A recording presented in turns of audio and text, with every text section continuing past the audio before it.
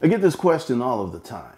Hey, Glendon, should I write a business plan? What's the best business plan software? How should I start my business plan? Should I have a business plan? Should I just wing it? Should I just do all of this stuff? And the truth of the matter is, you need to get started. In this video, I'm going to teach you how to write a business plan and when to write a business plan. Mindset is everything. So on Wednesday, all day long, you are psyching yourself up. I can do this. I can do this. I can do this. It's going to weird you out a little bit, but just hold on. Until you sell somebody, until someone says, here's my credit card, here's some cash. It's bullshit. I don't care how long you worked on it. I don't care how much you polished it and shined it up and everything. Until you sell something, until you get money, it's bullshit. It's fiction. It's hyperbole. It's fantasy. Money makes it real. Get started. Your business plan should be like that. Just a few lines. What you're selling, who you're selling to, how hard would it be to get your service or process together. That's your business plan. That's the stuff that you need to start with. Because if you're out there trying to get the perfect business plan, right? If you're trying to make sure it's the mother of all business plans, it's the best business plan in the world, you are screwing yourself.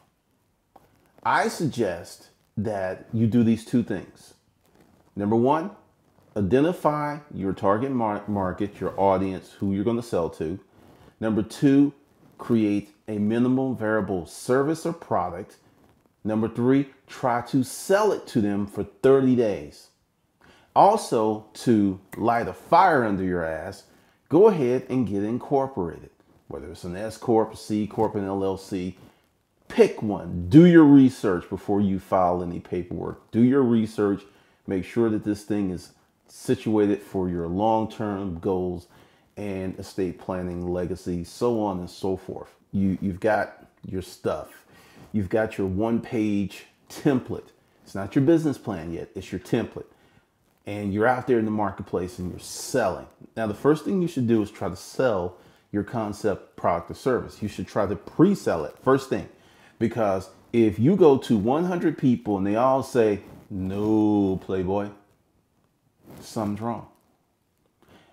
If you go to 100 people and 30 say yes, you've got something going on there. If you go to 100 people and 90 people say yes, you really got something going on there. But if you go to 100 people and most say no, most being 90-some%, there's something wrong with your plan. Now, the thing is, you have found this out before you've risked a dime, before you've put significant time in this. And many people will put huge money into a project before doing any of this, just off assumption. Assumption can be deadly. I'll give you an example. I am creating a new business, Attention Graphics Media. I'm going to go ahead and do the corporate structure, but I've been testing for about a year. So I know who my market is, I know who I'm going to sell to, and I know who's going to be my client. But I was in no hurry to get this thing off the ground. Now, for those of you who are like in a hurry, this is the process. Take a weekend. Take a whole weekend and you set it up on Monday where you start writing out your activities. You don't do anything. What you do is you create your template, which is who your customer is, marketplace, what you're going to sell them, how much you're going to sell them, how hard it is to fulfill those things. And then you identify your market and you start figuring out where they hang out. Then you start talking to them. That's what you're going to do on Monday. Then Tuesday, once you get a little feedback, then you're going to do a little logo. You can go to Fiverr, get a logo, $5 to maybe 50. If you go for the enhanced services, get yourself a little logo. You're going to spend a little money. Now, Monday, you've set your plan in motion. Tuesday, you're taking action. You got your logo. If you need a phone number and you don't want to use your cell phone, get a Google Voice number, have it transferred to your cell phone, whatever way you're going to do it. Then Wednesday, you start prepping mentally. You start telling yourself, I can do this. I know that sounds really, really crazy. I know you're looking at me like, huh? I'm looking for a way to do this. See, this is the problem that many of you have. You want to start a business. You want to get started. You want to start making some money. You hate your job. But you don't believe that you can do this. How do I know this? If you believed it, you would have started and you never would have saw my videos because your business would be up and running. You don't believe you can do it. Seriously, that's one of the biggest hurdles that you're going to have to get around. You don't believe that you can do it. If your father or your mother or your grandfather or a friend or an aunt go, I don't know about that, you fucked up for the whole week. Mindset is everything. So on Wednesday, all day long, you are psyching yourself up. I can do this. I can do this. I can do this. Then on Thursday, you can slow it up a little bit because it should be a rhythm. It should be your mantra. Then you've got everything written out. Then if you got a job, you will make a commitment, take a vacation day and start prepping for Friday. Friday, you get up. You make your phone calls, you send out your emails. From Friday to Sunday, you should be nothing but this blur of activity. You tell your friends, hey, I can't hang, you married, you tell your husband, your wife, it's like, hey, help me with this or get out of my way. Seriously, I've got something that's going to benefit the family, so watch out. And you do this for the whole weekend. Then Sunday, you take all of your information and you put it down on a sheet of paper. You start figuring out how many people said no, how many people said yes. Do I need to change this? Do I need to change that? And at this point, you begin the beginning page of your business plan, because you're going to do this every week for the next 4 weeks. That's hence the 30 days.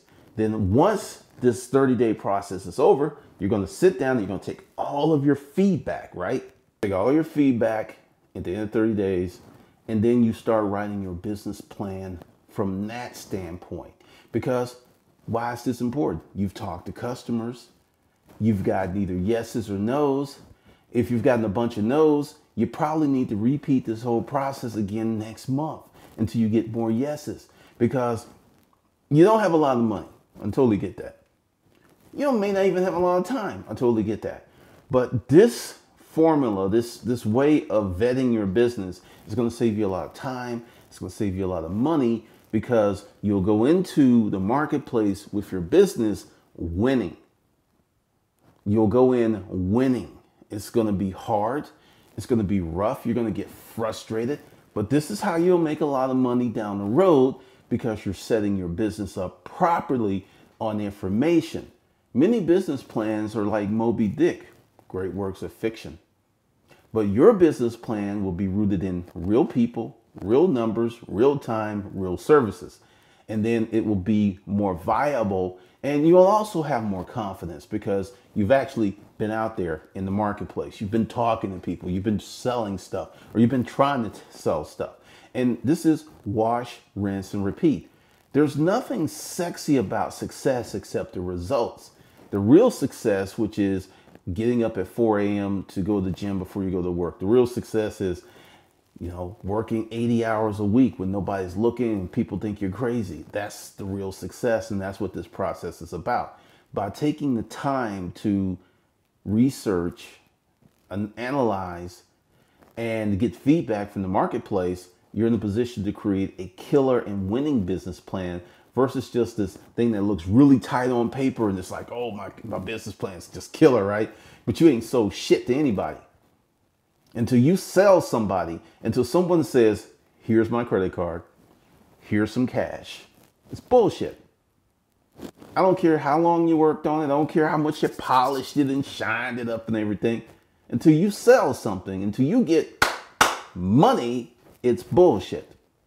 It's fiction. It's hyperbole. It's fantasy. Money makes it real.